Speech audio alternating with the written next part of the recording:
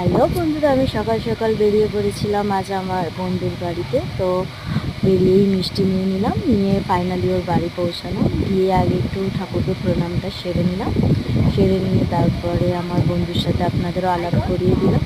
তো ওই আজকে পুজোটা করেছিল। তো ওর ঘরে যত ছোটো ছোটো ছোটো ছোটো সব খুদেরা এসেছিলো, তাদের সাথে আমি একটু গল্প গুজব করে নিচ্ছিলাম। গল্প করে ওরা খুব মিষ্টি। ওদের সাথে আমি দেখা করে আমি ওদেরকে চিনতাম মনে, কিন্তু ওদের সাথে আমি এত ভালো মিশে গেছিলাম যে কী বলবো, আপনি দেখতেই পাচ্ছেন।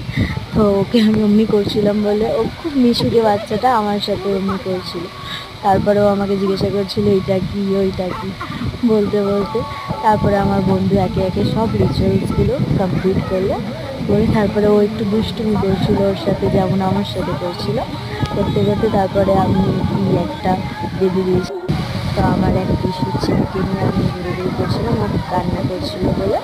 তারপরে ওই পুচকেটা এসেছিলো আমার কাছে, ওর মাথার চুন্নিটা খুলে গেছিলো বলে। তো ওকে আমি হাততালি দিয়ে বলছিলাম জয় মাতা দি বলতে, ও জয় মাতা দি বলছিল। তারপরে এই যে দেখতে পাচ্ছেন ওদের নাচগুলো কি কিউট না, ওরা সব একসাথে মাতা রানীর গানে নাচ করছিল করতে। তারপরে ফাইনালি ওদেরকে গিফট দেওয়া হলো।